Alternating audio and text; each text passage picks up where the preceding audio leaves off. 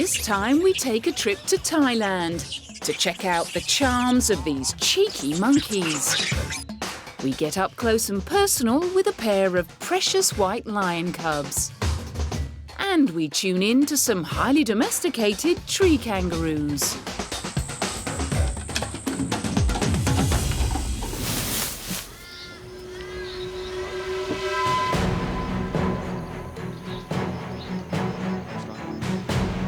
All right, we've got one chance, so let's make it a good one that counts. Bit nervous? Yeah, me too. Tim and his team of wildlife experts are about to do the unthinkable. They're raiding an alligator's nest and taking the eggs. The nest belongs to Martha, over 100 kilos of angry alligator. She isn't giving up her babies without a fight.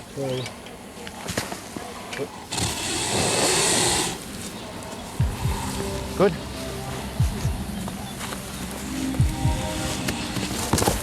Martha's mates are also moving in.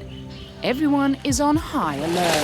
Right. You guys got the gators on the water? Yep. All right, come on, mate. Come on, mate. Go. In you go. Martha's incredible strength stems from her muscular back and legs. When she's pushing there, she's starting to get a bit wriggly, and the guys have been on for a minute, so we'll head over and get some eggs. If the eggs aren't removed, they could die. It's simply too hot in the nest for the embryos to survive. Yeah, you right on in, Cook? These gators associate Tim and his gang with food. They see the buckets that the eggs are going into and think it's feeding time. Removing the eggs can ensure close to a 100% survival rate. They wouldn't get anywhere near that in the wild. The buckets are loaded and it's time for a quick exit. Okay, the boys are just about to jump off, so we're going to remove the blindfold, and then 1, 2, 3, the boys will come backwards and we're going to head out this way. So, 1, 2, 3, off. As soon as she's left alone, Martha will return to guard her nest as if nothing has happened. We've brought the eggs up to the incubator room, and we're here with Lizzie Vella. She's a curator at the Australian Reptile Park. Lizzie looks after the babies until after they hatch. What we're going to do is to check each individual egg, number it, Yep. and count them all. They'll then lay the eggs on soil to stop them from rolling, because the delicate alligator eggs must be kept in one position throughout gestation. We've got 2 containers here, and when Lizzie incubates these eggs, she's going to have a male container and a female container. The way that she cleverly does that is because these guys can be incubated at different temperatures, and the hotter will produce males. So in around about 60 days from now, we can expect to see these little gators chipping out of their eggs. Martha's babies have been given a second chance, and Tim could not be happier. That went brilliant. 1 go, 1 strike, we got her. She's unharmed, we're unharmed. Good clutch of eggs, brilliant nest, good fun. Excellent, that's the way it should go.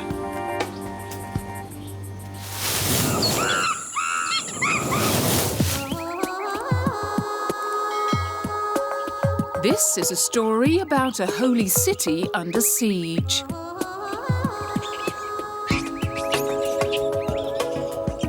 Thousands of mischievous monkeys happily running riot.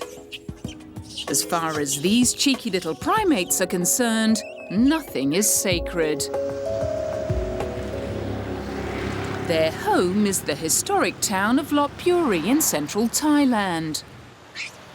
Legions of tourists make the pilgrimage each year to witness the antics of these renegade residents, who'll steal just about anything that isn't tied down.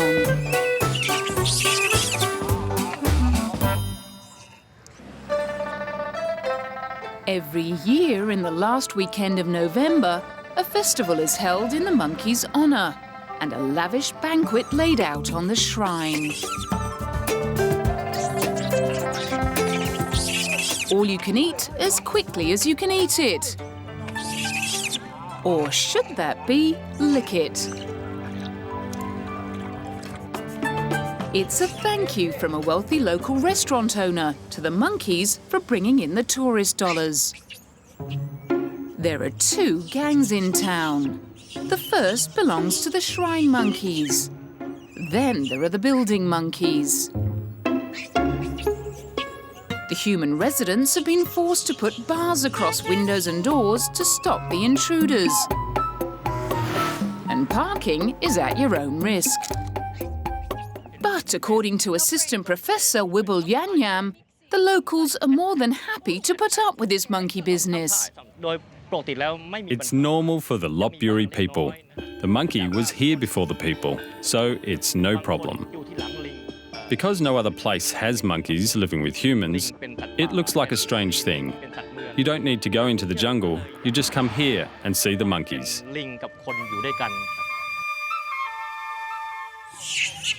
When fighting breaks out between the gangs, it's wise to keep well away from any skirmishes. However, most of the monkeys, especially the babies, are very gentle and simply inquisitive.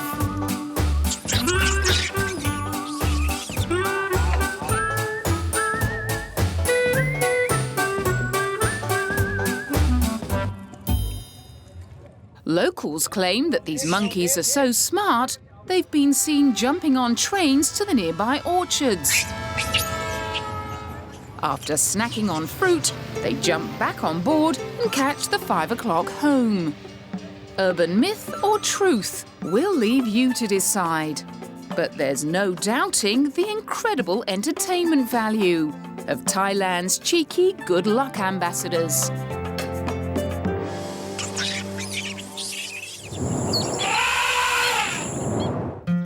A snake in the grass. Ooh. For most people, it's a scary, unsettling sight. But one man believes we all need to learn more about the much-maligned reptile. And his motto is, start them young. Who wants to see some reptiles? Raymond Hoser is a real-life snake buster. Snakes eat mice and rats.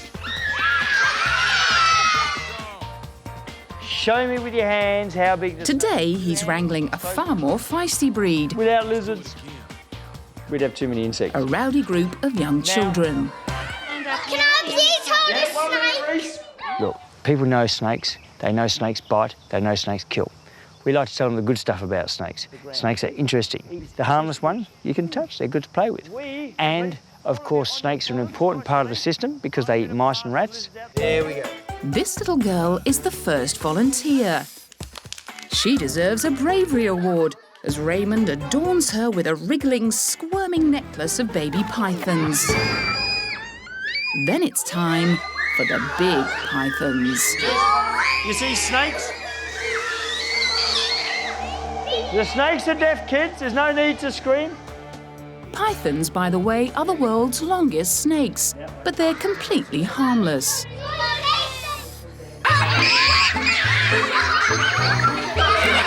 Scary? What about this one? Of course, all the snakes in Raymond's show have been devenomized. I'll take this off. It's really scary. Okay, they are a bit scary, aren't But out in the real world, he faces some dangerous risks as a snake catcher. Today, he's been called out to remove a highly venomous red-bellied snake stowed away in the passenger side of a car. We get about 3 snakes a year that turn up inside cars. Some turn up in engines. Some turn up back seat, front seat. Raymond gets SOS calls like this every day. You're safe. Voila. Then a new drama unfolds. An unwelcome visitor in a city factory. The report is a snake. In this area, you can bet your house it will be a tiger snake. you? This area is typical tiger snake territory. There are lots of vacant warehouses and plenty of rubbish lying around for them to rummage through and hide in. Got something stuck to it. It's definitely a tiger snake, and it appears to be injured. On closer inspection, Raymond can see the poor snake is stuck to something. It's stuck on special glue paper designed to catch rats and mice, and the snake does not look well. Now see the venom on there? See that? That's enough to kill half a dozen people. It's a two-way process here. Now I have a problem. The glue is everywhere, making Raymond's job extremely tricky. That part's easy now, hopefully it won't stick to himself. Not to mention the fact that the tiger snake is the 4th most venomous snake in the world. One false move could be fatal. Okay. Finally, it's free, sore and sorry, but ready to be released back into the wild. If you come across one of these slippery creatures, remember the best thing to do is walk away. I've been known as a snake buster for 3 decades now, and it fits. People see a snake, I come, I catch. We call it snake busting.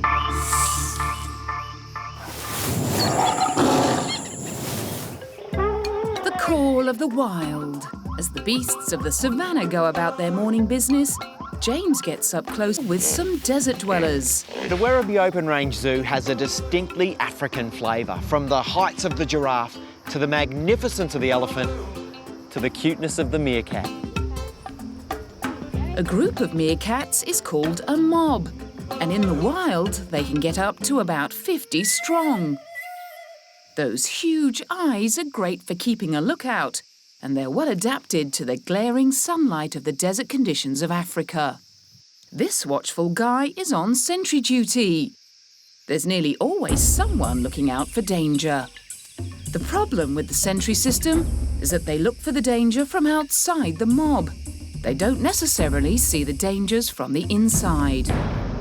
Unfortunately, 8-year-old Ickis has been getting into a bit of trouble.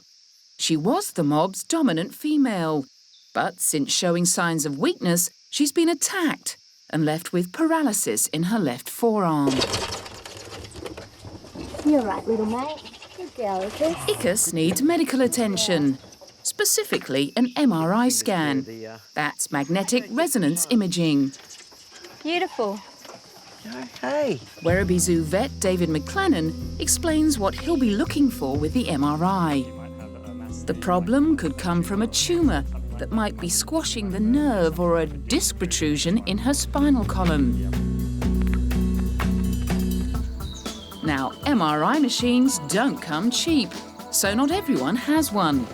For Ickis, that means a ride in the zoo's truck into the city to see the specialist. The Melbourne Veterinary Specialist Centre has been a great supporter of the zoos for many years. And before they can give us a look inside Ickis, she needs to take a little nap. Dr. Darren Merritt is the specialist running the scans. The machine puts the body inside a magnetic field, and by changing the magnetic field, it can generate a slice image through the body. Whereas X-rays look at bones, this machine essentially looks at soft tissue.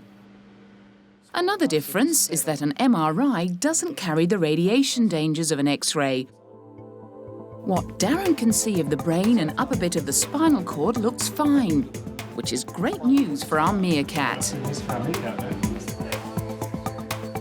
After 40 minutes and with the scans completed, it's time to bring Ickis back from her deep sleep.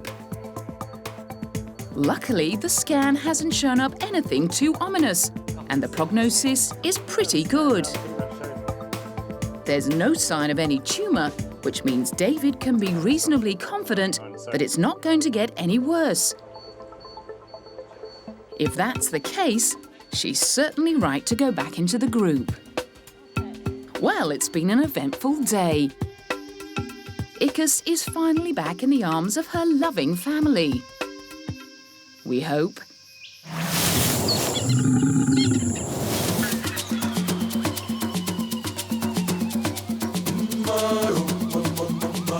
Mogo Zoo is home to some of the rarest and most precious creatures on the planet. But the biggest stars are these white lion cubs. Oh, playtime is the most important, yes. At 2 months old, they're the newest additions to the menagerie. Coming up with things to keep their young minds occupied is the major challenge. Luckily, their favourite toys are each other. Normby and Mafuta are being hand-reared. And despite their tender age, already have lion-sized appetites. Hassel, the German Shepherd, plays an important role in the cubs' development. He's a father figure, teaching them what it's like to live in a pack. Hassel, nicely. They might be cute and cuddly right now, but in a couple of years, a little nip from one of these guys could end up in a trip to the hospital when these little teeth become huge canines. When Normby and Mafuta reach their first birthday, they'll say goodbye to their human carers and move in with the other 5 white lions at Mogo. For carer Sally, playing surrogate mother to the cubs is a tremendous responsibility and huge privilege. She never forgets that they're wild animals and need to be integrated back into the pride. That white coat may look beautiful to us, but in the wild, nature isn't too kind to these fair-furred felines. When hunting at night, the moon lights up their coat like a beacon, providing an early warning to their prey.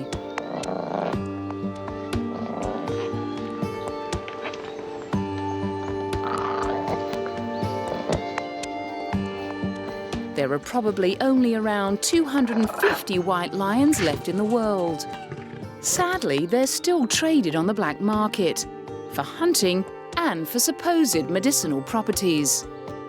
Thankfully, with the help of sanctuaries like Mogo Zoo, this rare and beautiful species stands a chance of survival. Even if it means some, like these, need to be reared in captivity. For Sally, releasing cubs back into the pride is always sad. But she also gets a huge sense of achievement when she sees them all grown up.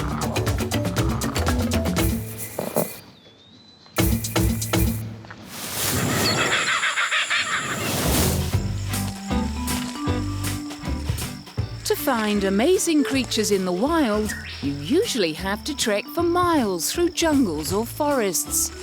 Unless you're Karen Coombs, in which case you rarely need to leave your house. You're being a very good boy. You are. Give me a kiss. Oh, no. Oh, thank you. Nikki is meeting William, a tree kangaroo who's one of Karen's regular visitors. They're an amazing animal. And when we first moved here 9 years ago, we were just amazed that there was very little known about them. Karen was so curious about tree kangaroos that she studied them for 5 years and wrote a PhD. Today, the notebooks are packed away and Willie's become part of the family. In fact, Willie has come to regard Karen as his mother. And the smart boy knows exactly where to get his favourite food, sweet potato. When he's had enough, he's off. For her research, Karen tracked the tree kangaroos using a special device that looks a bit like a television antenna. Come on. Izzy. 3-year-old Izzy is another one of the regular visitors. Although today she's being a bit elusive. Izzy. Izzy is wearing a radio collar that sends out a signal. It gets picked up by the receiver. This is a receiver that picks the signal up. It turns out Izzy is actually quite close to the house. Izzy. Oh, look. Oh, that is so cute. Come to Mama. Oh, you cheeky girl. Can you say hello to Nikki? Can I put my hand up? Yeah. Want to say hello? Yeah, but get closer. Okay. I'll just hold her on my shoulder. Okay. Oh, no, don't bite her. She's going to nibble your ear. Oh, you naughty girl. I've gone all goosey. Oh, you're cheeky. Oh, it's very special, though. Thank you. You're a cute girl. Want to go in? Once inside, Izzy's collar comes off and she settles down to a kiss, a scratch and a stroke of her beautiful long tail. Tree kangaroos use their tails for balance. When they're leaning out to reach for leaves and food in the forest, they just stick their tail out to stop them from falling. Despite appearing quite domesticated, Izzy and Willie are still forest creatures. Izzy can't wait to get out and about in the morning and loves eating rainforest leaves. And just like Willie, She's also partial to sweet potato, as long as it's sliced just right. This is sweet potato, they'll throw it on the floor. What, you've got to dig a bit deeper and get a Yeah, juicier get a bit? better piece. It's a very busy household. There's also a swamp wallaby called Bella on the mend after being hit by a car. And the sweetest little orphan sugar glider. Up you get. One day she'll be strong enough to be released back into the wild. Somehow Karen manages to find spare time to make lead-light windows, featuring, of course, her beloved tree kangaroos. Karen believes that the future of this endangered species looks bright, as long as we keep planting more trees to expand their habitat and do our best to protect them from dogs and speeding drivers. As, unlike many other wild animals, tree kangaroos are active during the day. Are you special? I think I'm just very lucky, very privileged, aren't we? Time for us to hop off now. See you next time on Danger Wild Animals.